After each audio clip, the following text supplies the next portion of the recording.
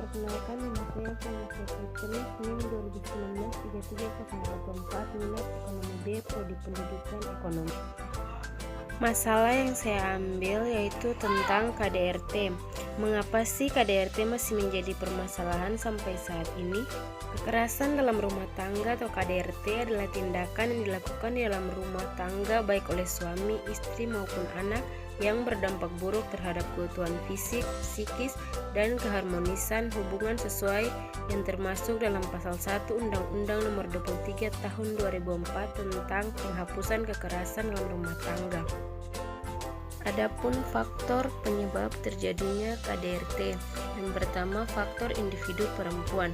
Jika dilihat dari bentuk pengesahan perkawinan tidak sah, berpotensi 1,42 kali lebih besar mengalami KDRT dibandingkan perempuan yang dinikahi secara resmi dan sah.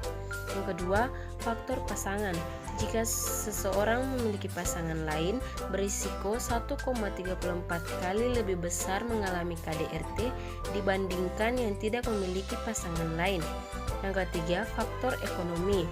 Faktor ekonomi, perempuan yang berasal dari keluarga dengan tingkat kesejahteraan yang rendah cenderung memiliki risiko lebih tinggi mengalami KDRT. Yang keempat, faktor sosial budaya. Faktor sosial budaya seperti rasa khawatir dalam diri. Perempuan yang memiliki bayangan kekhawatiran berisiko 1,68 kali lebih besar mengalami KDRT. Akibat dari kekerasan dalam rumah tangga. Yang pertama, risiko luka fisik. Dampak kekerasan dalam rumah tangga terhadap seseorang yang bisa terlihat adalah luka fisik bagi mereka yang mengalaminya, seperti memar, patah tulang, tegang otot, dan sebagainya. Yang kedua, trauma emosional dan psikologi. Seseorang yang tinggal dalam kondisi mengalami KDRT umumnya akan merasa trauma emosional dan psikologi karena menyaksikan secara nyata yang dapat menyebabkan masalah perilaku, somatik, atau emosi orang tersebut. Yang ketiga, depresi. Besar kemungkinan anak mengalami depresi karena menyaksikan KDRT pada waktu kecil dan akan mengulanginya pada waktu ia dewasa nanti dikarenakan anak tersebut mengalami masalah mental yakni depresi yang menyebabkan trauma hingga dewasa.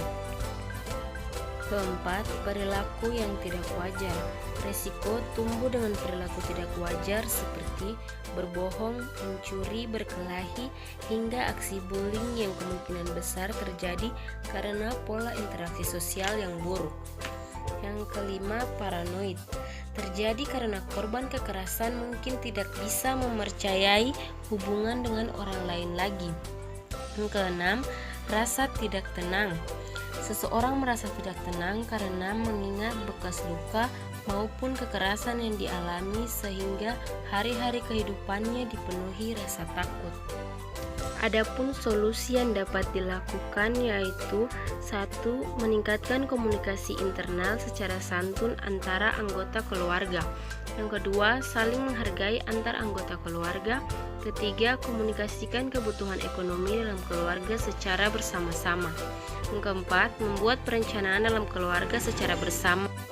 Yang kelima, saling melayani antar anggota keluarga dengan penuh kasih. Yang keenam, saling percaya antar anggota keluarga. Ketujuh, luangkan waktu untuk masing-masing mengintrospeksi diri. Yang kedelapan, saling menghargai pendapat anggota keluarga. Dan yang terakhir, melaporkan pada pihak yang berwajib jika sudah lewat batasan. Demikian materi yang dapat saya jelaskan. Semoga dapat bermanfaat bagi kita semua. Terima kasih.